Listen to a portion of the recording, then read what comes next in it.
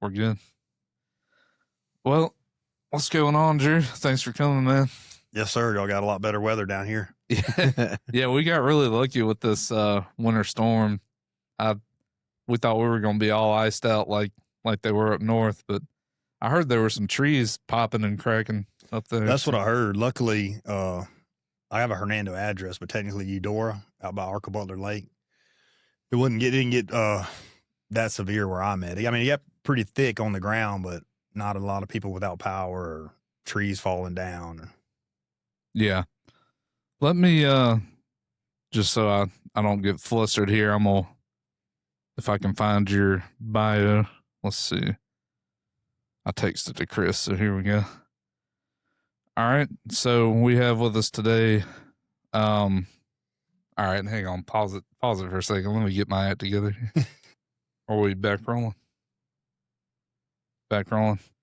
All right, we have with us today Drew Jones, who worked in law enforcement over 12 years, served in the DUI unit, patrol, narcotics, and on a SWAT team. I believe you said with the sheriff's office? Yes, right. Two different sheriff's departments. Two different sheriff's departments, okay.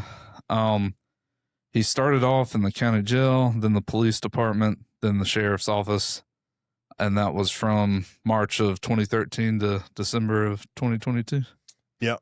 And I took a little bit of a break, decided to put my degrees to work. I was a branch manager for an electrical distribution company at the time called Irby, which later turned into Crawford. And then I got, while I was at Oktibbeha full-time, I was also part-time at Webster Sheriff Department. So when I got out altogether, the sheriff of Webster asked me to come back, and I came back part-time starting in April of 24. And then January of 25, I went back full-time. Yeah.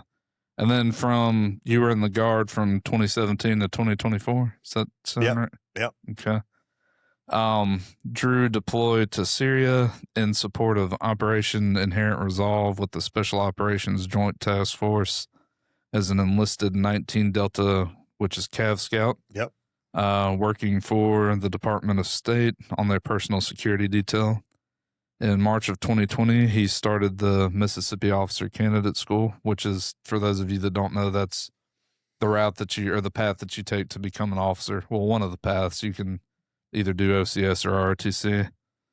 And he was federally commissioned as a second lieutenant in the Army. Mm-hmm. Initially branched military police and served as a platoon leader and executive officer over operations. He finished out his career serving as an excess officer before being honorably discharged. He has 12 years of law enforcement experience and 7 years of military experience. Let's see. And the 2 years of branch manager experience at Crawford. Says he is blessed as of August 2025 to be the on-site supervisor for security at the largest Amazon facility in Memphis, Tennessee. I'll bet that's an interesting job. Just knowing Amazon, but oh yeah, and it's out in Fraser. On January 1st, 2026, Drew founded a company called the Veterans Veteran LLC with the goal of someday working full-time to help veterans. He started the company due to the outpouring of support that he's received over the years, helping veterans with their VA disability claims and becoming the go-to guy for veterans needing help, which definitely, as another former Army guy, makes you glad to hear that. I know there's always a lot of veterans needing more help with their claims. Yep. But yeah, I guess an interesting place to start, if you don't mind, would be, let me just ask you this. What is the craziest thing that you saw while you were part of a SWAT team? Just, different calls, different level of threats. One of my, I guess, funniest stories is brand new. We just restarted up. They had really nice established SWAT team at Oktibbeha SO that used to work in partnership with Starkville PD. They kind of before my time, they kind of did away with the SWAT team there at the Sheriff Department. I was part of bringing it back, part of what we call the SRT team, kind of same thing as SWAT, strategic response. Yeah. Yeah. And we setting up to go get a guy that was a known car burglar there in the Highlands in Starville. Anybody, Cowbells, the big bar back in the day. And I just happened to know where he lived. So I was the lead vehicle. We met a few streets down, got all loaded up in the cars. And so I was leading the way. Right as we come around the corner, he's all the way outside the edge of the street on his phone, with his back to us. So I sped up trying to get to him. Right as I get to him and put it in park, he turns around, sees me, sees all of us pulling up. We're yelling at him to stop. Well, he doesn't stop. He decides to turn and run. So immediately active foot pursuit. I'm chasing right behind him. He runs inside the garage, slams the door, and I'm within just probably from me to the desk, distance away. So there's really no stopping at that point. I'm a bigger guy. So I just put my shoulder down back to my football days, and basically just the door just exploded. Dang. And got completely out of the way, and everyone was following behind me. We went inside and got him. Man. And what was even funnier, there were some workers there, like some plumbers, that had no idea on earth what in the world is going on. The door just exploded. SWAT teams piling in, yelling, "Put your hands up!" Oh man, I know they freaked out. Oh yeah, they were literally just, what is going on? The guy's sister was upstairs in her room doing whatever, and she's screaming, "What's going on?" and who's going to fix the door? What are the odds that you're just doing a random plumbing job and a SWAT team busting that's got to be like 1 in thousands. Yeah, I'm sure they had a story to tell when they got off work. Yeah, man, that's pretty crazy. Yeah, that was one of the funner times. Yeah. How long? I know you said that you had a good amount of total time in law enforcement, but do you remember how much time specifically was SWAT? Oh, probably about a year and a half or so at Oktibbeha. As I said, I stepped out away from law enforcement for a little while. And then when I got back in, because I was already part-time at Webster SO. So I worked, hand in hand with their SRT team. And then when I got back there, I was put back on the team. Okay. Training, we had weekly training, everything like that. So I kind of just got right back into it once I got back on at Webster. So I was there probably about 3 years total. Okay, cool. And another thing that Drew told me that piqued my interest was he mentioned that detail that he went on to Syria, and I was telling him that I don't really hear too many people talking about Syria, so I was kind of curious. Man, I was just talk about right time, right place at the right time. Man, I just joined the Guard. I knew that's why I actually had the opportunity when I first joined to go straight to OCS with that, what Brooke was talking about, Odine Sierra contract. You go to basic training, you go straight to OCS because I already had a bachelor's degree. But my recruiter told me, and I knew him very well and trusted him. Shout out to David Moore, who's retired now.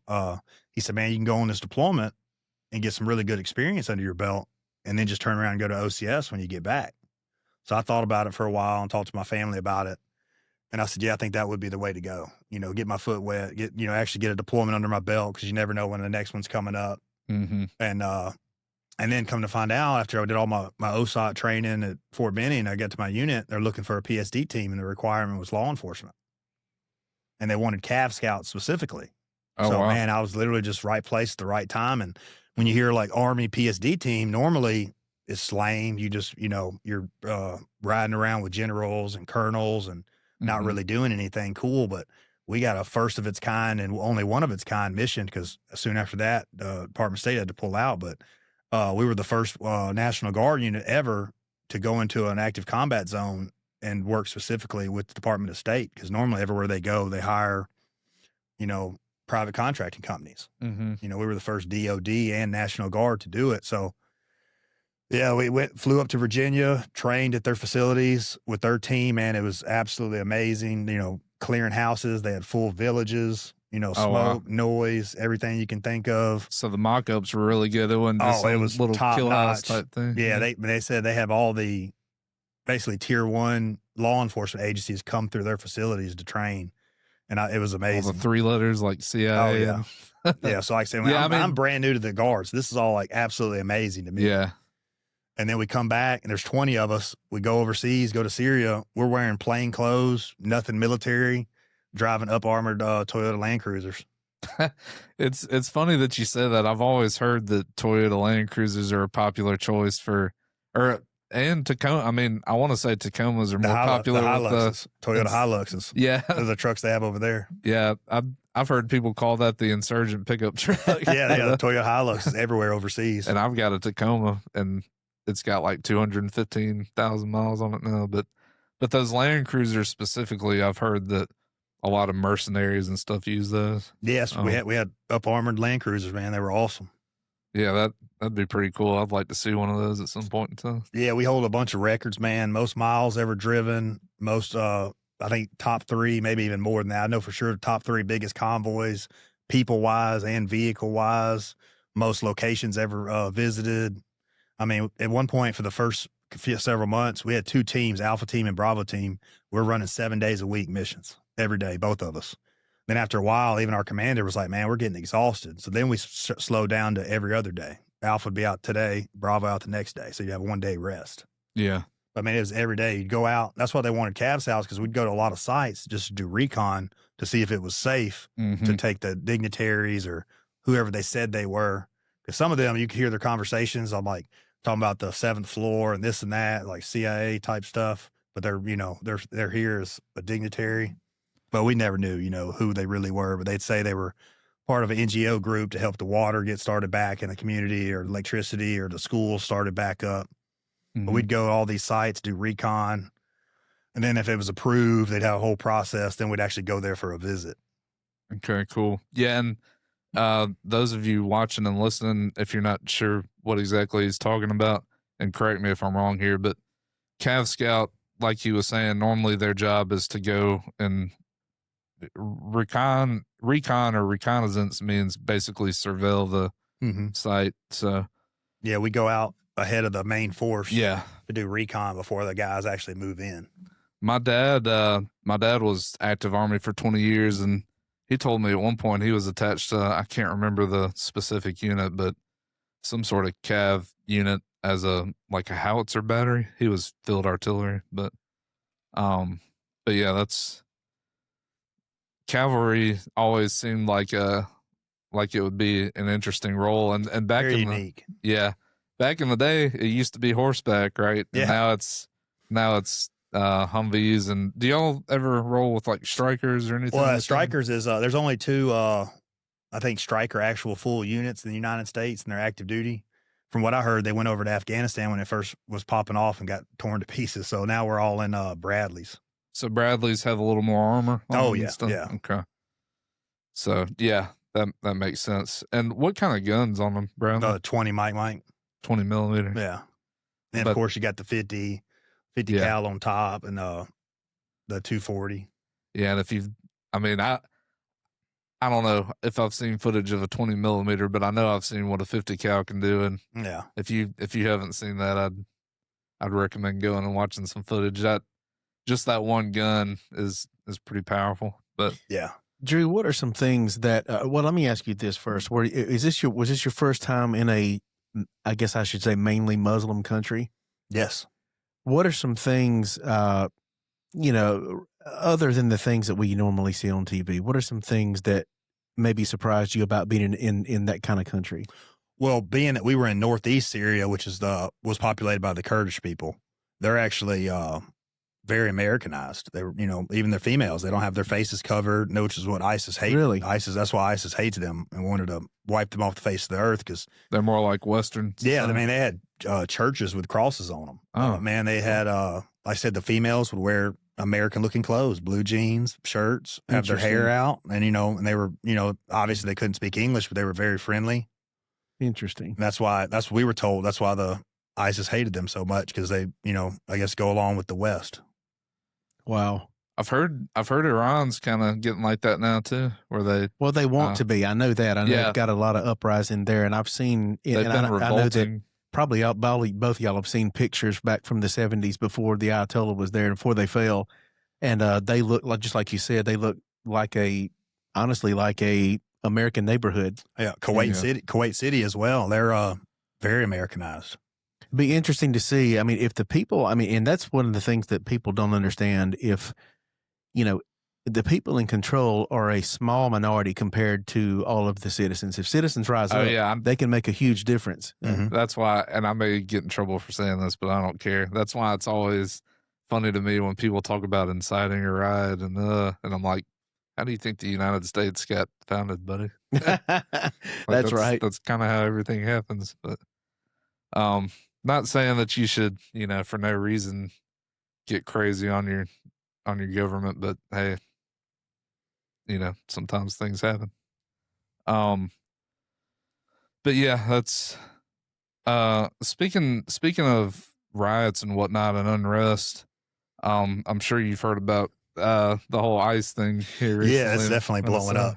Yeah. You I don't know, I guess what's your opinion on that? I mean, there's nothing wrong with a peaceful protest, but when you get physically involved in the protest, you're no longer protesting at that point. Yeah. Now you're pretty much a combatant. When you put yourself in the position that officer is going to have to make a decision to go hands on or elevate it to a higher level of risk, you're no longer a peaceful protester at that point. Well, I never have understood how people thought that they were not breaking the law or were not actually doing what those laws say as far as hindering an operation. How can you not understand that it would be the same as if you walked up in front of a police officer and kept somebody kept an officer from arresting someone who was stealing something. I mean, this is the same thing to me. I mean, am I wrong? I said, I personally don't understand what they're even protesting. Right. I mean, I put on Facebook one time, I said, man, if you don't agree with the immigration laws here in America, please go to another country illegally and report back how you were treated. Right. So, I mean, we're the only country that allows that. We're the only country. They're protesting to remove people that were here legally. But when every other president did it, the media never even spoke about it. Right. But now Trump's doing it, and it's the worst thing that's ever happened in America. Sure. Yeah. One thing though, and I mean, I pretty much agree with that assessment. If we don't uphold the law, then what's the point in having the law? Now, obviously, nobody wants families to just get ripped apart and that sort of thing. But I mean, if you're saying there's no consequence for doing the wrong thing, then why would anybody ever do the right thing? I mean, you hope people would just automatically do the right thing, but we all know that that's, just isn't the case most of the time. But another thing that I thought was interesting about this particular event was I heard that the guy, I can't even remember his name, but I heard he had some sort of SIG pistol. And so I think that was part of the reason for why it happened. I've heard some people speculate that maybe it went off, whether it was like one of them accidentally bumped the trigger or what, I don't know. But I want to say him having that weapon probably. Well, one of the things that, and again, I'm never for wrongdoing. I don't care who's doing it. I'm never for wrongdoing. However, when you put yourself in a situation like that, you got to expect that things are going to happen sometimes, whether you want them to or not. And, that's one of the things that if you don't want to be in dangerous situations, you don't put yourself in them, right? I mean, yeah, I agree. I always, every time I see these giant protests, I'm like, do these people not have jobs? Right. They're not at work? I mean, there are thousands of them in the middle of the day, in the middle of the week, right? I mean, I'm convinced, and I used to look at people cross-eyed when they say things like this, but I'm convinced now that a lot of them are paid to be doing that. 100%. And, yeah, I was gonna say I've heard that a lot more of them than people realize are paid protesters. Oh yeah, they're being bussed in. They're not even from that city. Mm-hmm. We've seen that several times over the last couple of years. People protesting in a city, they're not even from there. Yeah, they were bussed in. That's the craziest thing I've ever heard. That's just strictly, political stuff doing that. Right. What got you? How did you get involved with with helping veterans? Man, I went through 4 years of I don't know another way to say it, of hell, doing it myself. Sure. And first person I helped was my dad. He's a Vietnam veteran, never did anything with the VA, came home, worked for Memphis Police Department for 30 years, owned his own plumbing company for 40 years. So he never really needed, he already had good insurance, made good money, never thought about it. And I said, well, Dad, now, I done got these benefits and free health care, free prescriptions, obviously, monthly tax-free income. Why don't we look into it for you? Because me and him went to an event and Veterans Day down in Starkville and got registered for the VA together. He just never looked into it benefit-wise. He just looked at it for general health care. And he said, yeah, why not? And we did his claim, and they gave him, I think it was like 70, 80% immediately. And then we filed something else for them to relook at PTSD, because he said his appointment he said it just went off kind of weird. And he went back for his follow-up appointment, and boom, they gave him 100%. Oh, wow. And he was so shocked. And to this day, he can't believe it. And then the next guy I helped was my uncle, who was the same thing, Vietnam veteran, never had a real good job, never filed for any benefits. And he said, well, you helped yourself, and you helped, your dad. Why don't you help me? And boom, it was great. And then, he did 70% right away. And he's just now, at the time, he said now he wants to file and see if he can get an increase, because he went out and bought a car and pays for it with his VA money. He said, that's my gift from the Navy right there. Sure. And then it just kind of trickled from there. I became the guy that everybody knew, hey, if you had a question, go talk to Drew. And then it kind of started picking up some steam, where I guess you would say it was kind of a regular thing. People would call me, or when I was a branch manager for a couple of years, I would tell them, hey, man, come to Columbus. We can sit down in my office and, have a meeting right here. Or they'd come to my house. And like I said, next thing you know, it was just veteran after veteran after veteran. And I had a list, and I would, can stay in touch with them and check on them. And is it your, I guess I should say, what is your opinion? Is it, why is it so hard is it bureaucracy? Is it that that some of the uppers don't want the money spent? Is it that, why is it so hard to, why, I guess I should ask, why do the veterans not know what to do to be taken care of? I believe in the active duty, before you get out, they at least send you to some kind of class. Hey, you're getting ready to get out. This is what you can do with the VA. But when it comes to the National Guard, there's nothing. I got you. There's no training. There's no knowledge being put out. And then even worse, for the most part, there's bad information being put out. People try to tell you, you can't do anything with the VA until you get out of the Guard. 100% not true. And they say, well, if you get, a rating with the VA, you're not going to be able to deploy in the Guard. Not true. It's just a lot of pain. They hear that bad info, or again, there's no info, and they just, for whatever reason, don't really look into it themselves. Sure. How did, were you going to say something? No, how did you, I guess, how did you find out yourself? I'll be perfectly honest with you. I came home March 2019 from deployment, and I just kind of knew something wasn't right. And then February, I went to that event on Veterans Day. And then February of 2020, I walked into the VA for my first ever appointment at the primary healthcare side. Saw my doctor. They diagnosed me with PTSD right then and there. Started me on some medicine. And I went downstairs to get my little VA ID card. And I asked them, I said, what do we do about a rating, or how does any of that kind of stuff work? And they said, oh, that's the building next door. And I walked over there and filed on paper my first initial claim, and that started the journey. Another question, what, for instance, even something that simple, why were people not directing you what the next move was? Man, like I said, a lot of times I think, whether it's good or bad, you start looking into benefits, and, you start putting all the stuff on paper, heaven forbid that's actually wrong with you. I guess there is always a chance maybe you could be non-deployable. And I hate to say that, but, military, they're looking at the mission. Sure. If you have everybody come home from deployment, everybody jumps on disability. Now, all of a sudden, you just lost some of your fighting force. Sure. Yeah, and whether the government wants to admit it or not, and I know this just because I'm a business-minded guy too, but, ultimately, this sounds terrible, but this is just the way it is. In the government's eyes, the less money and benefits that they have to dish out per person, the better. Just from a number standpoint, so it's always an uphill battle, and it's, anything with the government's always going to be. Well, the thing to me is, and what I hate is that if you're going to promise this thing to guys that you're trying to get to sign up, you ought to be able to follow through on it. And if you say that you'll take care of them physically, emotionally, their mental status, that kind of, you have to, Mm-hmm. they have to stand by their word. Mm-hmm. Yeah, part of the problem is exactly what you're saying, which is people tend to overpromise and underdeliver.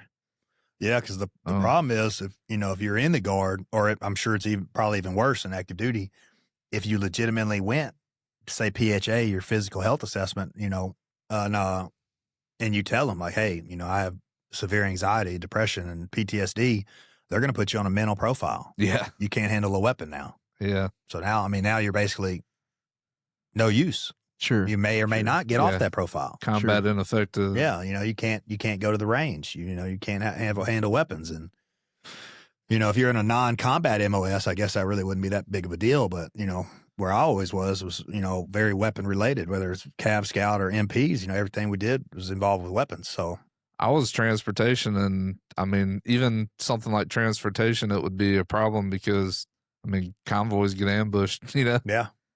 So I mean, especially maybe not everybody in the military wants to deploy, but I would be willing to bet that like 70 to 80% or more of people that go in the military want to deploy because it's what you do as a soldier.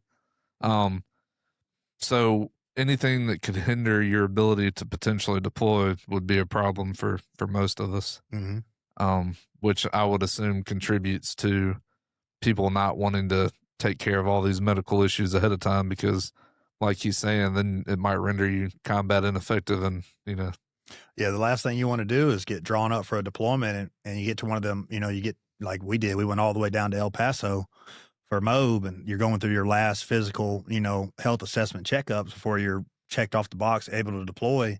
We had a couple guys had to get back home to try to get stuff squared away with a private doctor or this and that. Man. And, they may be able to meet us while we're already overseas, or they may be stuck on rear debt for the whole year. Yeah. I don't even know if I should admit this or not, but maybe there's no harm to it. It's kind of funny. But when the recruiters or at least maybe not all recruiters are like this, and I won't say who mine was, but in my experience, the recruiter will kind of, when you're about to do your first PHA and your first assessment, will kind of be like, or mine said something like, "Don't get diarrhea of the mouth." Yeah, so that's when you're going through MEPS. Yeah, they'll be like, don't tell them anything. Yeah. Don't tell them anything. Mark no for everything.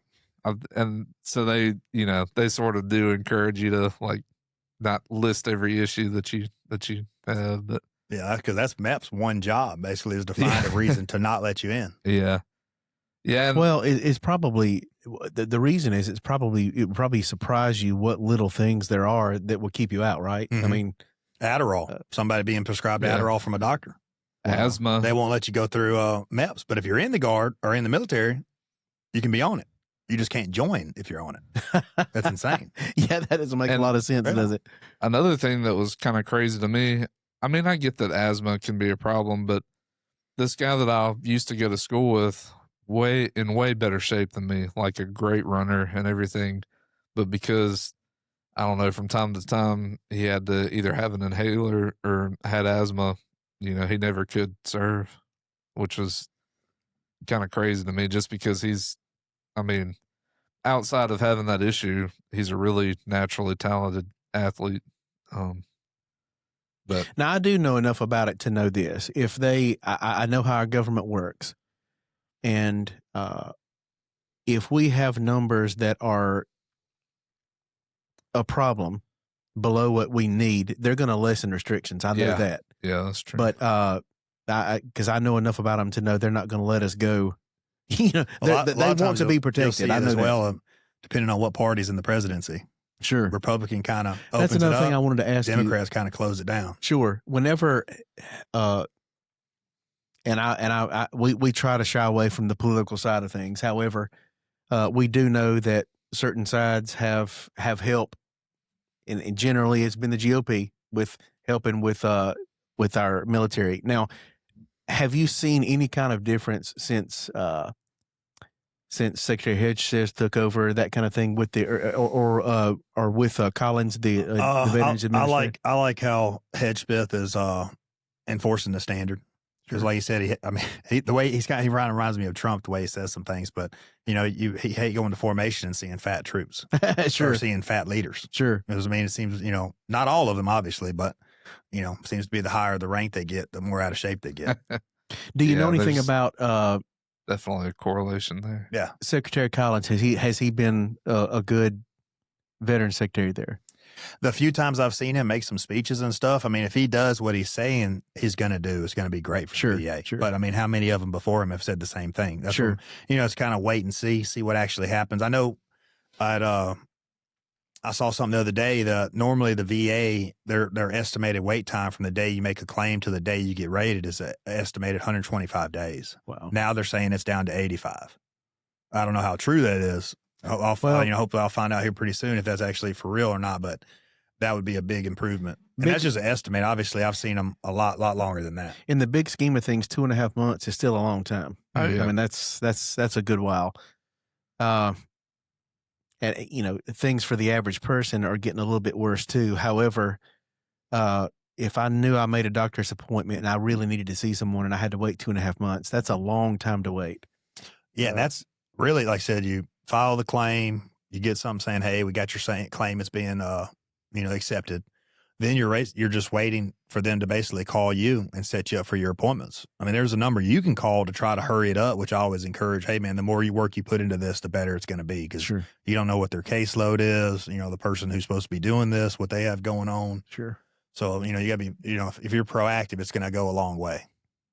Now I've always heard that there's a shortage of healthcare workers anyway across the nation. Is it exacerbated in the military? I've never seen them short on medics. I got you. Yeah, for some reason, medical tends to be pretty popular with the military. I don't know why, but for whatever reason, they tend to, or it seems to me like there tends to be plenty of them. But I guess maybe it helps them pay for a lot of their medical school expenses. I don't know what exactly the incentive is there. But what I guess what I would say is, like, when you take on a client doing what you do now, helping with VA disability claims, I guess, how does it sort of work? Or like, how does, do they pay you like once they receive? Yeah, there's a certain one-time fee on the back end. Okay, cool. And while we're talking about this, you can give website info and whatnot if you want to. Yeah, it's the Veterans Veteran LLC. The website actually just went live today. It's thevetsvet.com. THEVETSVET.com. And do you just focus on the state of Mississippi, or would you take people from out of anywhere, state? anywhere, so I can work. We can do it over a Zoom call. Okay. Well, there you go. If you're anywhere in the U.S., Drew's your guy. But Let me give you a scenario. If someone were to come to you today, how do you start the conversation? First thing I ask them, do you have a rating with the VA? I said, do you already have a rating? Or is this going to be your initial claim? If they say, oh, I already have a rating, I say, all right, well, what % are you? What claim conditions did you claim, and what % for each, and what got denied? And then I can look at that and say, okay, this is what you have. These are the % they're at. This is what they said no to. Or a 0%, which is 0%. It's a lot better than a no, because they're saying it did happen. It is service connected and has the possibility of getting worse someday. So people are like, oh man, I got a 0. So, well, a 0 is a lot better than a no. Sure. And then they tell me what they're looking at to claim. And then I can look at what they already have claimed and say, well, if you have this is a secondary to that. A lot of people, they don't think there's a lot of connections between this claim and that claim. But if you look into it, it's actually a secondary condition to this. Like, a lot of people don't realize sleep apnea can be a secondary claim to mental health. Huh. So basically, for laymen like me, you're helping people. Our equivalent would be having to deal with insurance companies. In a way, yes. Got you. Oh, real quick before I forget too, if you like the podcast, please give us a like and subscribe to the channel. Helps us out a lot. And yeah, like Drew told you a minute ago with his website, check him out if you need VA help. But yeah, what do you, those PHAs, physical health assessments in the military, we did those once a year, or at least in the Guard. It may be different for active, but so, and I would assume maybe you can, I've heard that you can still do claims without having all your paperwork squared away, but I imagine having paperwork squared away helps. Right? Yes, it would definitely help, but there's always a button at the end of each claim that it says, "Is this a full and complete claim?" And then there'll be another button. I will be adding additional info, different additional paperwork as it comes. Yeah. What about if you run into an issue, and I'm sort of asking because I've sort of experienced this myself, but what if you get into an issue where you know for sure that you had an issue at a certain location, but you know, just don't have the paperwork? I mean, say you were injured at a certain, like say you were injured at Camp Shelby, but when you were at Camp Shelby, you didn't have like paperwork to show it. You can get a buddy statement, somebody that was there with you, another soldier that was there with you when it happened. Yeah. I've heard the term nexus before too. Well, a nexus letter is kind of like the next level. If you have it's going to give you not only a diagnosis from a medical professional, but they're going to have in the diagnosis actual clinical research showing why this connection is there, and it has to be, more than 50% least likely that it's not service connected. So they're saying, hey, this is at least 50% likely that it is service connected, and this is my professional opinion. And then they cite some studies that go into relating this to that or this to service connection. So it's kind of like they're not absolutely needed, but they're very nice to have. Yeah. Cool. Yeah, you were telling us you're discharged. I was about to ask if he was still serving, but I know you said we had a guest on named Brooke DeFore not too long ago. I know you said you know her. Did you ever serve with her in a unit or anything? I didn't. I met her a few years back. We were doing DUI stuff together. We became DUI instructors together back in the day, and then we'd see each other at conferences and just stayed in touch because DUI, that's what I did the large portion of my career, DUI and instructor and drug recognition expert and all that. I traveled the whole state training other officers how to do DUI detection and field sobriety. You didn't mention, did you ever do narcotics? I did. You did do narcotics. Okay. And it helped me being so good at traffic stops. So, and the after stop roadside investigation, doing DUIs helped me transition right into street narcotics very easily. Yeah. I know. I don't know how all the other narcotics guys are, but I know in Rankin County, it seems like, or the ones I always see are on the interstate with the, with the floodlight. Yeah.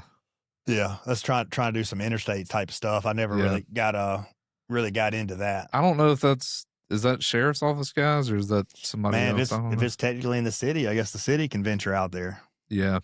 Depending on where the lines are. Yeah. I don't really know who handles that on the interstate, but it seems like they're out there every day, which is good, I guess. But I imagine they definitely catch some folks transporting some stuff. Only God knows what's going up and down 55.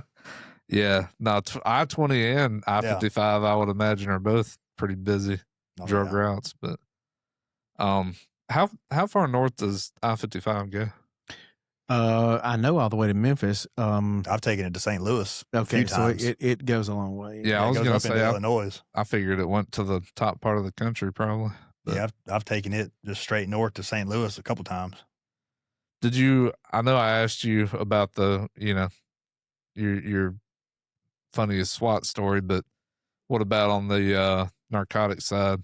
You ever see anything crazy? Oh God, I guess you could say my specialty was meth. Was busting up meth rings and meth heads, and man, it's just a whole nother world, man. I always said, man, I'd like to be like a videographer and just go live with them for a month and see how they survive. Yeah, anytime you see images of like where they had a meth lab or something, it's mind blowing. Man, none of them have jobs. But somehow they have gas in their vehicles. You know, And they'll be they're not awake. starving to death. But yeah, I've talked to them. You know, I've gotten to know some of them over the years, and they'll say, "Man, what's the longest you've ever been up, man? 7 days, Yeah. 4 days, 3 days." That's Like the part 3-4 days for them is like, oh yeah, that's almost normal. Yeah, that to me was always. I mean, don't all drugs are or narcotics are pretty bad and have weird effects, but meth in particular was always strange to me. How it would make people stay awake for 3, 4, 7 days. I never seen nothing like it, man. They'll just completely throw their entire lives away. Yeah, it does seem like, and I mean, maybe I'm wrong about this, but I spent a few years in corrections, and it seemed to me like most people that come in with drug related offenses, it felt like the majority were meth related. It's everywhere now. Yeah. You know, Memphis back in the day had a real bad crack problem. Now they say it's just meth. Meth's everywhere. It's cheaper, lasts longer. Huh. Yeah, it must just be easier to produce. I guess they're still able to get the materials easier. If they're not making it themselves, they said now it's all pretty much especially Memphis, it's all the cartel. Oh, really? Mm. Huh. So almost like they switched from like cocaine to meth or something. Like I said, because it's cheaper and gets them high longer. So now, like I said, buddies that work up there now, they said, man, we never even find crack no more. Now it's all meth. Huh. That's kind of scary. Yeah. Can't be good for you. Yeah, no, definitely not. But something crazy I'll never forget. There for a while, we heard they'd call it hot shot, and they would ride around. You'd always pull them over. They'd have bottles and bottles of wasp spray in their car, and you're like, man, what is going on? Come to find out, man, they'd get 2 cinder blocks, take a screen off a window of their house, put it down there, hook it up to a battery to charge it, and just spray bottles and bottles of wasp spray, and it would crystallize because of the charge. Then they would break that up, mix it with their meth, so then they just doubled their meth supply. Wow. Wasp spray. Yeah.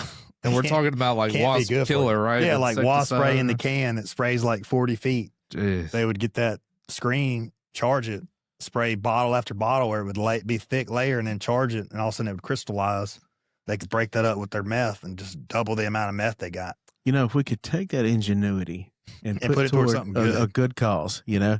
Wow. Oh, yeah, you drive by them, and they done took their whole car apart while they're high just to see if they can put it back together. Unbelievable. You'd go there to have chainsaws and all kind of equipment just completely taken apart while they were high and couldn't figure out how to put it back together. Wow. Yeah, it's amazing. I don't. Maybe it's just me. I don't know what drives people to try that. I mean, like I said, I know all of them can be pretty bad, but that particular one, why anybody ever tries it is beyond me. I've never even had the most remote desire to try that. What's crazy is how young some of these people are that are doing it. It's like, man, they just went from drinking and maybe smoking a little weed, just boom, straight to meth. And they're still in their young 20s, 21, 22, 23 years old. Yeah. I mean, I guess, if you've got a bad enough home life, and there are a lot of people that do. Small town Mississippi, not much to do. Yeah, it drives you to want to be able to escape. But yeah, it'd be nice if we could find a way to get those numbers to come down. It seems like meth has always been a really common issue with a lot more people than you would think.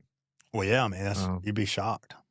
I usually say this to pretty much everyone. There's probably not anybody that I have encountered. It shows you how bad the problem is. I've had people in my family that have had problems with it. Me too. And I very rarely meet someone who hasn't had at least someone in close proximity to them affected by it. And that's amazing about how widespread it is. It's amazing. Yeah, it's definitely plenty widespread. I mean, it's everywhere, literally everywhere. Yeah, it'd be nice if we knew somebody that was in, right this moment, because I'm curious what if it's changed any since we've had all these crackdowns with the border, with ICE and Border Patrol. Like, I wonder if that's made a difference at all or helped things at all. I don't know. And I've always said whatever they actually catch is probably just such a super small percentage of what's even coming over. That's right. Yeah. Oh yeah, there's no telling what gets through, especially nowadays. I mean, we just, I'm not trying to trash any specific, uh, political regimes, but I imagine under Biden it Oh it Lord, poured in. probably just the border was just wide open. That's Yeah. right. Um. Well. Hey Ryan, can you pause it for just a second? No idea she did ATF for a little while. Yeah, I didn't know that either. I think she mentioned the ATF time on the podcast. I can't remember, but We just didn't get into that particular part of it much. Yeah, it Yeah, sounded like but- she just said it just wasn't for her. Right.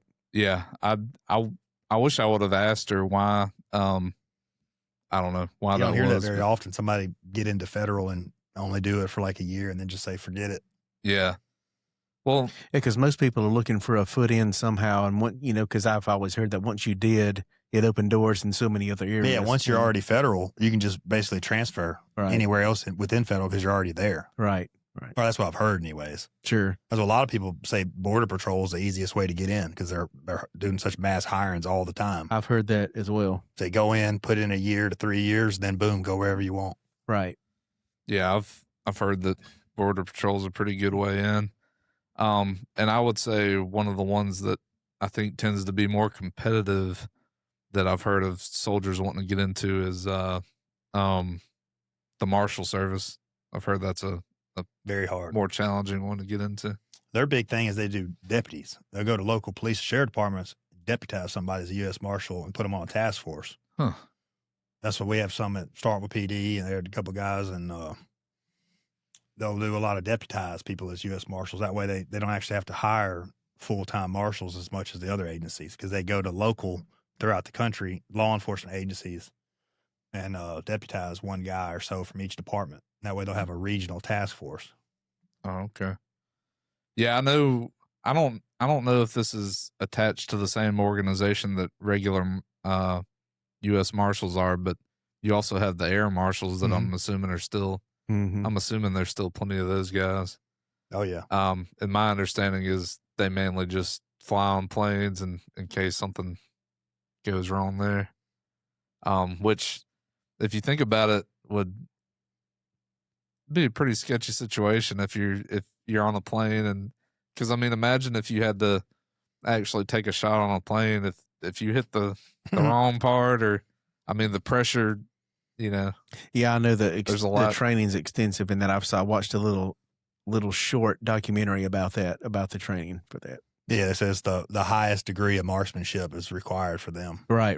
that doesn't surprise me a bit because it seems like any slightly off shot yeah. would be. I can't imagine you're an air marshal, so you fly, and I mean only God knows how often they're flying. Mhm. So after a while, no matter what you do, you let your guard down a little bit. You're like, oh, You're well, I gonna be got to fly here tired. today. I got to fly Yeah. there today, and then all Well, of a if sudden, you- boom, it pops off. Yeah. If an air marshal has actually had to fire his weapon, things have gone really bad. Very, very badly. Yeah. And I mean, imagine the constant jet lag of just being on a plane. Maybe you eventually kind of get used to it, but it's hard to imagine getting used to that. I kind of feel like it would be a lot like the flight personnel themselves. They do that, I mean, Yeah, that's true. But- I guess pilots and attendants get used to it. So, but yeah, I don't know, thought that was an interesting job for somebody to take. I think at one point I even considered applying for something like that, but the more I thought about it, I was like, do I really want to be flying around all the time? Are there particular organizations that have an en route into helping some of these people that you guys have had to arrest and that kind of thing, and you have them in your population? Are there people that that you guys go to bring in to help certain people? Like a rehab type thing? Right. Depending on where you're at, obviously the bigger the city, the more the resources. Sure. But, and again, the most important part is if they want help, Sure. because a lot of them, they'll get out and they'll look into possibly going to a rehab or this and that just so it looks good for when they go to court. Yeah. Sure. So they'll pretend like they want help just Hey, to, Judge, to it get was a out. mistake. This is my first, felony arrest on my record. I'm going to go to rehab. I'm going to straighten up. This is a one-time thing. So a lot of them will play the system. But yeah, I mean, especially like I said, bigger the city, the more resources. But yeah, the resources are normally there.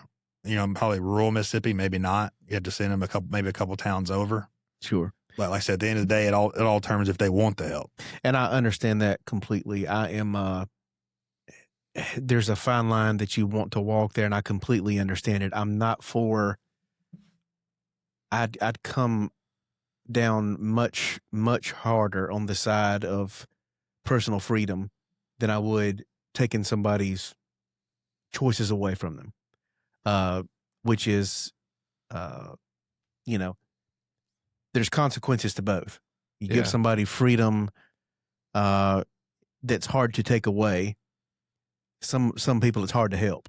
Mm-hmm. But if you make it easy to take people's freedom away, there's the downside of that too. Mm-hmm. Mm-hmm. And another part that people don't think about very often, and my understanding is we incarcerate a lot of people compared to many other nations, and the more people that we incarcerate means a higher tax bill for taxpayers. Sure.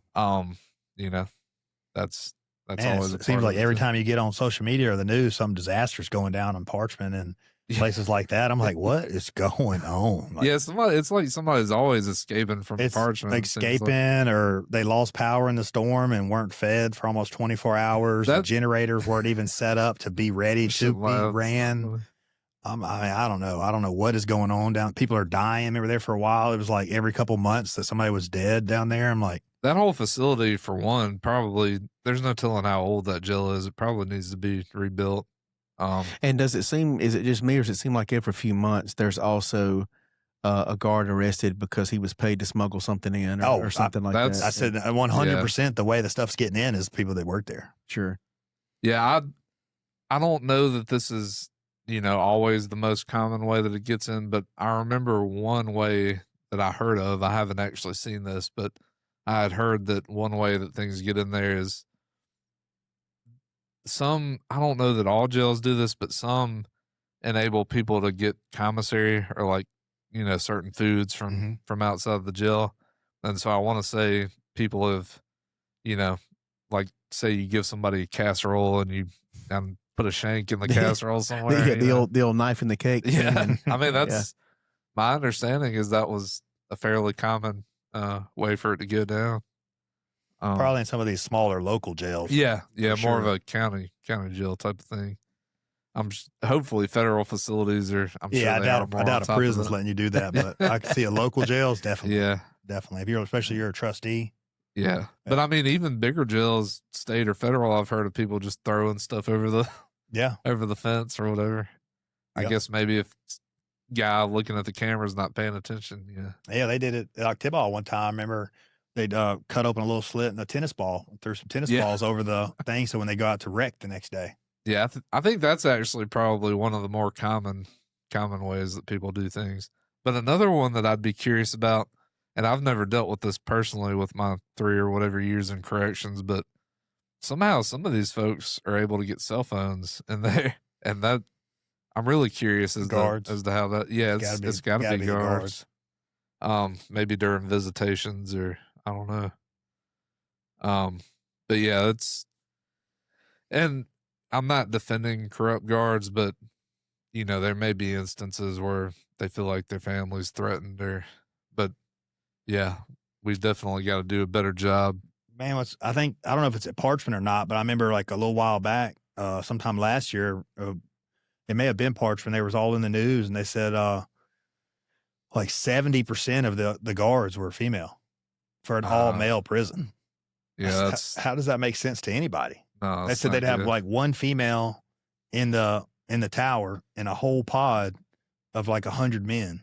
So if a fight broke out, she can do absolutely nothing but hit the button to call for more guards. Yeah, that's definitely a wrong answer to. Maybe you have an all male prison. Why would you have 70 or 70-something% of your employees are females?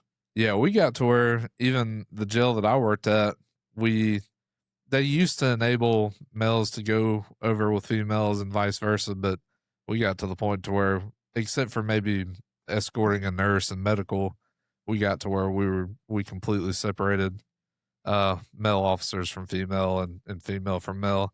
Because another thing that unfortunately, I don't know how common it is, but you know, if a male goes into the female zone, some of them will try to hit on you, or Mm-hmm.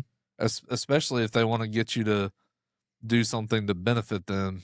So Oh yeah, that's what it's all, a big scheme. yeah, but yeah, like I said, at the jail that I worked at, they were able to, I think, mostly, hopefully, 100% stop that from happening, but it had happened before for sure. I still can't wrap my head around sometimes. You know how people are making decisions, but I've heard it several times, not once, not twice, but a handful, where for some reason a female guard thinks that she has to have this guy who's a prisoner, and I can't for the life of me. And they risk not only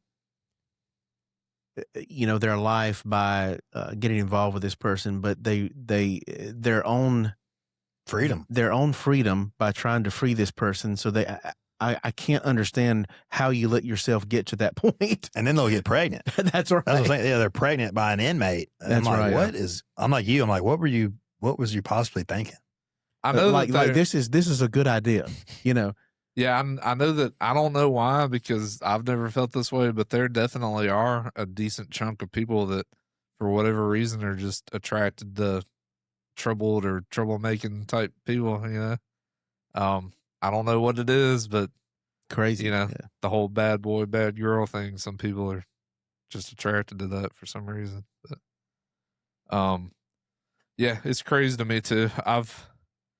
Again, not going to name any names or any organizations, but I know of some former inmates that are in like long-term relationships with former corrections officers. So pretty odd. And like y'all said, seems to me like a recipe for disaster. But I mean, you wish everybody well, and you hope that things go well for them. But yeah. Fortunately, I haven't known or had to deal with any, ongoing relationship while they were both in the jail. But the one that I'm talking about was, when they were both out, I think. But you ever almost fall for any of your inmates, Kevin? no. Here's another thing that a lot of people would maybe be surprised by, and again, I'm trying not to generalize all females or all males, but man, the female zones were nastier, like a lot nastier than the male zones. I don't know why, but for some reason, yeah, female zones are just like, the smell's terrible. I don't know what they're doing in there. Yeah, the hygiene. Yeah, it's bad for whatever reason. Wow. You would think females would be cleaner and all that stuff, but nah. Interesting. I've never heard that. Yeah, I don't know why that is, but that was my experience. And the only times that I ever had to go into female zones, there was a time where I would help. They have a nurse that has to go around, and some of them have to have medications, so an officer has to escort the nurse. So I've had to do that some, and it was just my experience that it was nastier in those zones. But so yeah, I'd say all that to say, no, never had that desire at all. Never. Yeah. But yeah, there's been people that have, for whatever reason.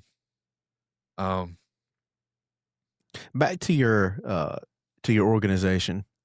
What when did you finally make the decision that this was something that you needed to officially start as a official thing? But I've been thinking about it, like I said, forever. And just the last couple months of 2025, I just started thinking. I was like, man, I'm working 56 hours a week for somebody else's company. Sure. Like, can you imagine if I worked 56 hours a week for myself? Sure. Yeah. Not only, how successful I would be, but how many veterans I could help and reach if I was dedicating 56 hours a week, Monday through Friday, just to that. That's an important thought to have, and I'm glad you mentioned that, since typically this is an investing and finance type podcast. So what he just said there is something that you have to reach that thought process in order to build a business for yourself or begin to build any real wealth. And that's the reason why a lot of people never do, is because, like you said, most of us find ourselves working for a company for 20, 30 years, and that's what public schools teach you to do. They teach you to get good grades, go to a university, get a degree, and there's nothing wrong with that. But at some point, it would be nice if we could make the change and educate our public school system to. And I think I've said this before, but part of the reason is a lot of wealthy people don't want other people to know these things, because you always want to be able to have more employees than employers out there. But to me, it feels immoral and unethical to, I don't know, not at least educate more people about these options. But yeah, when it comes to anything business related, the only way you're usually going to learn is you have to teach yourself. I've said, I think on the show plenty of times before, for me to learn what I've learned about the stock market and other investments, hours and hours of studying and who knows how much time I've spent watching YouTube. But also you have to, at some point you have to dive in and get burned a little bit and experience the market going up and down. And yeah, it's not, you basically, in order to learn a lot of these things, you almost have to unbrainwash yourself. And I'm not saying that everybody's brainwashed, but you are to some extent. I mean, you sort of have to rewire your mentality to learn how to be a better investor. And it takes time. How would you venture a guess, or do you know how many veterans you've helped be A able little to, over 100. Oh, right, nice. Over Always had it in my head. I was like, man, I probably need to get either real close or to the 100 mark before I can have a true, I guess you could say, amount of data to show that I know, for me anyways, to feel like I truly know what I'm doing and I have a true line of success. Sure. You help 4 or 5 people. Hey, that's great. But, I wanted to see it over long term to be able to replicate it and not just help this veteran with this one thing, but help this veteran with his thing. Because obviously some of the claims, the big ones, are going to be the same, sleep apnea, PTSD, anxiety, depression, back pain, neck pain, stuff like that. But then, each individual veteran may have their own type of thing. Hey, not many people claim this before. Like GERD's starting to come. I'm starting to see that a lot more often, which before I never saw it. Mm-hmm. Now, what'd you say? GERD. That last one, GERD. Yeah, I don't GERD's even know starting to become more popular. I mean, I hate to say popular, but I'm starting to see it more often. Like reflux type. Oh, okay. Yeah. Yeah, I was like, I don't even know what that is. Have you? Of course, I figure it's like any other business. I figured that by now you've probably been able to develop some relationships along the way that you know who to call for what, that kind of thing. Is it some resources for me to Sure, reach out to? Sure, Yeah. sure. I got you. Since you've done this for so many different veterans now, has there ever been one that's been bad enough where you've had to involve an attorney or anything like that? No. Well, that's good. So you've been able to settle all those. Yeah. I have a 100% success rate in either getting a very good initial claim or getting an increase. Okay. I've never had one Awesome. come back that was just a total failure. And just for the sake of curiosity, how often would you say here lately you're getting a new client? Is it like? Oh, well, I went through a divorce last year. Things kind of went downhill for a little while. I had to get all that kind of behind me. Moved up here from Starkville area, or well, I'll say up here, up to Hernando from the Starkville area. So kind of had to get grounded again, started a new job, kind of rebuild, kind of get myself back going. And had a couple people reach out to me last year. I said, man, I can answer a couple questions, but I'm not really in a place right now to really help. So luckily I've reached out to a couple of them. They either just had the couple questions they asked me was all they needed, or they're now ready to jump on board and get going. Cool. But in the last couple of weeks, I've gotten a handful of people jumping on board. Yeah. Well, that's good. Speaking of being up around Hernando, we've got a pretty an audience with some variety. We've got some folks that are international and whatnot. So if you're wondering where Hernando, Mississippi is, that's in the northern part of the state. Just below Memphis. Yeah, although Mississippi is a southern state. So, but interestingly, I don't remember if we said this on camera or not, but here recently we've had some pretty rough cold weather, and you said trees were popping up there and everything. It was it's bad. Just cleaning off my car alone was about this thick of ice. I haven't moved it since Friday. And that's pretty unusual for Mississippi. We rarely, at least in the middle and southern part of the state, we rarely ever see snow or ice. So. Oh yeah, that's a state of emergency. Yeah, it's another day for people up north. That's just another Wednesday, but down here it's a state of emergency. Yeah, we could get one spot of ice on a bridge and people would be talking about it. Yeah. Oh yeah, school's shut down. Yeah, all the milk and bread are gone. Yeah, what is it about people panicking with bread and milk and toilet paper? Milk sandwiches. I feel like toilet paper is a new one. Like I feel like that used to not be a thing, and that I guess ever since COVID. COVID, and I still don't understand what they were doing with the toilet paper, but I don't know. That stuff would be sold out at stores. Yeah, or like, what about all the people piling up ammo? If you're if all you've ever done is pile up toilet paper and this guy's got ammo, he can come take your toilet paper. Well, I hate to say it, but like as crazy as things got in one weekend of DeSoto County getting shut down, people, almost every store was sold out of generators. That's how like people were so freaked out. And I'm like, what if something actually for real happened? I was like, talk about how it just shows you right then and there how nobody is prepared. Yeah. Yeah. Preparedness is, if something happens and you have to rush to the store, that means you have nothing prepared at home for something to happen. Yeah, that's right. Yeah, you've already made a mistake for sure. And I guess that just goes to show you that is what most people do. They wait till the last minute, and that's why you end up with these severe shortages. This last time I should have done a better job myself preparing, because by the time I started thinking about it, I was like, I'll bet those shelves are already empty. And sure enough, when I went to look, they were all out. So I don't know.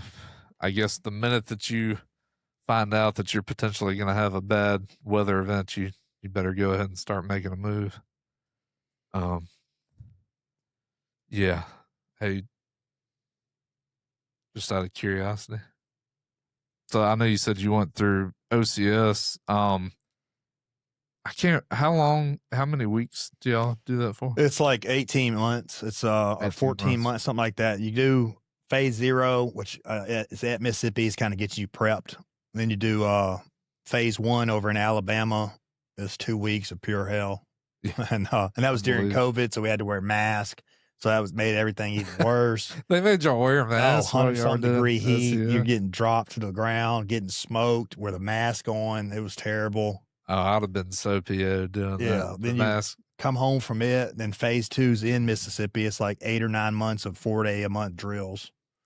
And then you go back for phase 3. It's another 2 weeks, and then you're done. Yeah, and again, for the viewers and listeners, OCS stands for Officer Candidate School. You have that option in ROTC if you want to become a commissioned officer in the United States military. And however many months, I think you said it was 18, that is a very short period of time to learn what you need to learn to become an officer.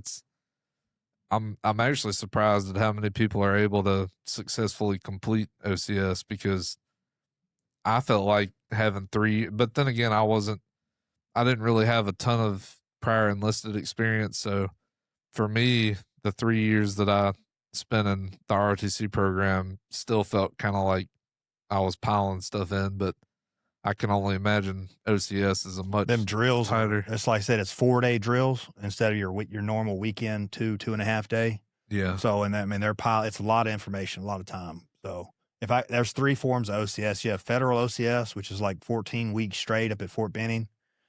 State traditional OCS, which I think it's either 12 or 14. I don't think it's all the way to 18 months, but it's at least 12 months. And it's hard to remember. And then you got the accelerated, which when you go to that phase 1, you just stay there. Yeah, And accelerated seems crazy. If I could do it all over again, I would have done accelerated and just got it over with. Yeah. I mean, it would be nice to knock it out fast, but it does seem like it would be pretty intense trying to squeeze all that in. They asked me to stay, some of the instructors and stuff, because I was doing pretty well at phase 1. I was in excellent shape back then. And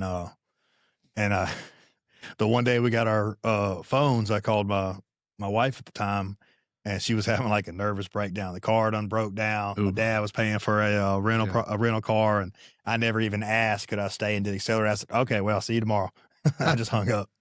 Did y'all have to go to like an LDAC?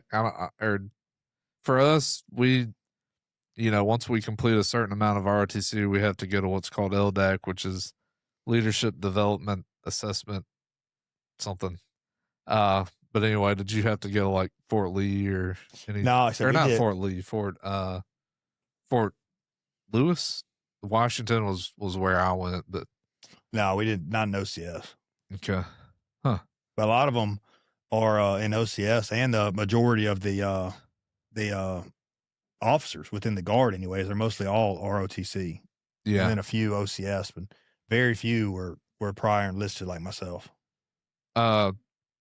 Wait, very few people coming out of OCS or coming out of ROTC were prior enlisted? We're both. A lot of them are like Brooke. They sign up. Well, she actually is technically prior enlisted, but a lot of them, they'll do that 09 Sierra contract where you already have a bachelor's degree or you're so close to having one. Yeah. You'll go to basic training and then straight to OCS. I was technically in O&E when I came in, but it was only because the Guard had this thing called like the simultaneous membership program, and so I was able to be in the Guard while I was in college too. Yeah. But yeah, so I was a O1E after, because my enlisted time. Yeah. But like to me, my prior enlisted time didn't count as much as somebody else's would, because I was always basically just a cadet. I was never really, a private and a PFC corporal, so on. But what did you guys do? Like, did you guys just do land nav training locally somewhere? Is that how Camp Shelby? That? Camp Shelby. Yeah, that's the number one failure in phase 1. Yeah, so land nav. We that's part of the reason why I was saying doing it in such a short period of time seems intense, because I mean, it feels like we spent years doing land nav training. Just yeah, we would do it at least the 2 drills leading up to phase 1, maybe 3. But they hammered us on it at Camp Shelby.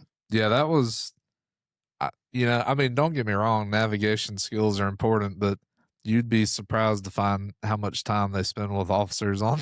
I guess it's because there's all these stories about, you can't spell lost without LT. So you have a lot of new lieutenants, I guess, in some situations not being able to read a map or getting lost. But yeah, I wish I knew how many hours we spent doing land navigation, but it was a lot. But I mean, I'm glad to have the experience and knowledge. Yeah, it's kind of outdated nowadays with the massive amount of technology, but it's still a good core thing to be taught. Yeah, I mean but the likelihood that you're going to be out in the field and using a compass and a map this day and time is pretty slim. Yeah, the Army, at least from what I've heard from my dad, like I said, he was in for 20 years. The Army's always had this mentality of, well, equipment, what if it fails? You got to know the old school way. Redundancies. Yeah.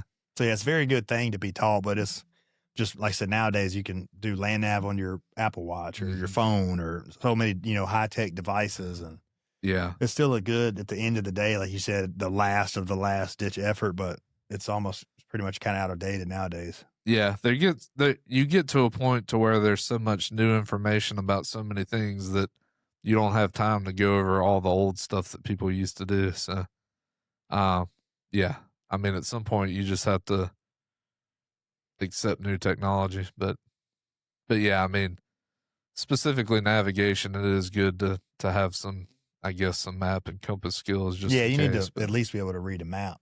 Yeah, for sure. Yep. Especially if you're going to be, I don't know, deploying in hostile areas, but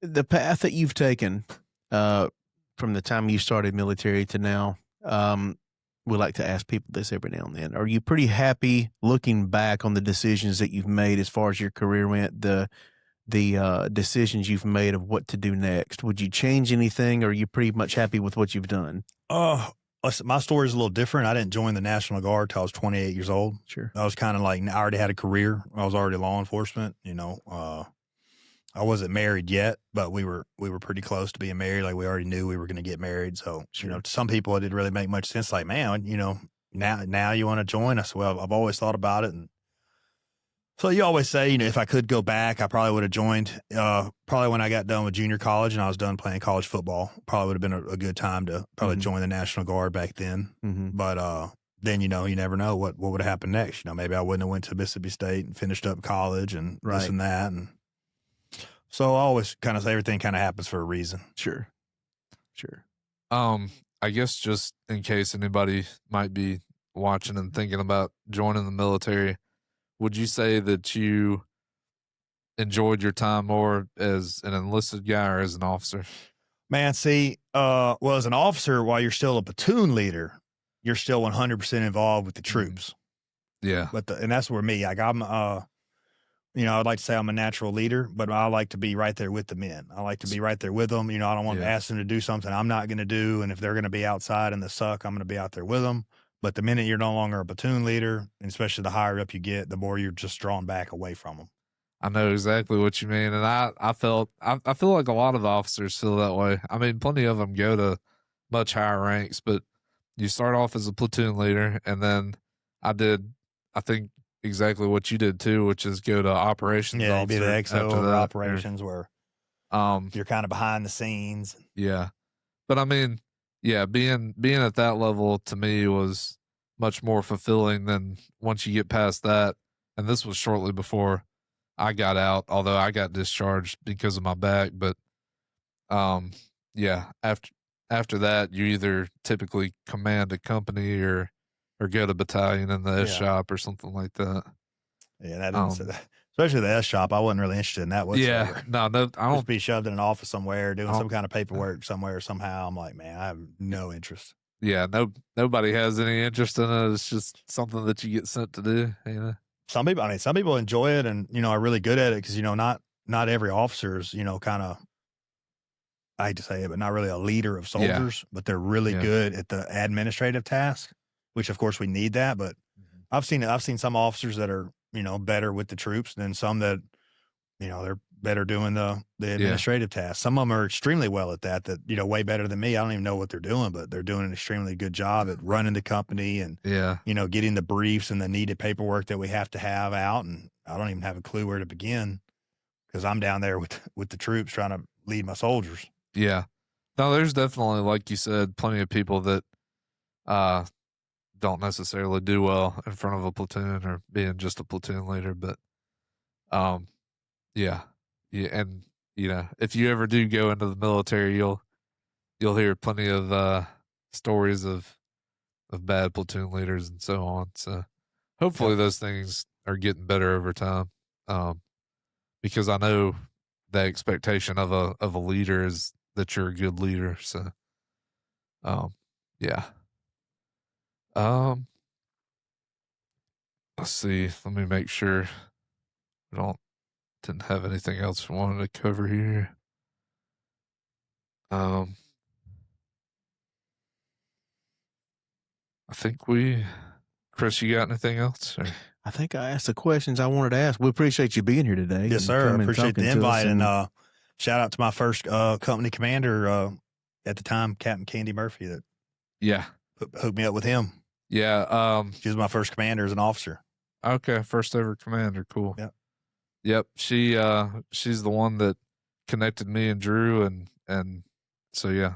She chewed into my butt a couple times. Did she? Okay. Yeah. She chewed into me a couple times. I knew her from so long ago. It's funny to me even thinking about seeing her chewing anybody out, but cause I don't know if I've ever even really seen that side of her, but yeah, appreciate you coming on. Yes, sir. And I guess real quick before we go to, you shared your website. Do you want to share any type of Yeah, I'm on, business address or? I'm on Facebook and Instagram, the Veterans Veteran. I think Instagram is the LLC. Facebook is just the Veterans Veteran. There'll be a link there to the website, which again is thevetsvet.com. Just went live today. All right. Well, yeah. Thanks for coming, man. Yes, sir. We Thanks appreciate for you. having me. Oh yeah.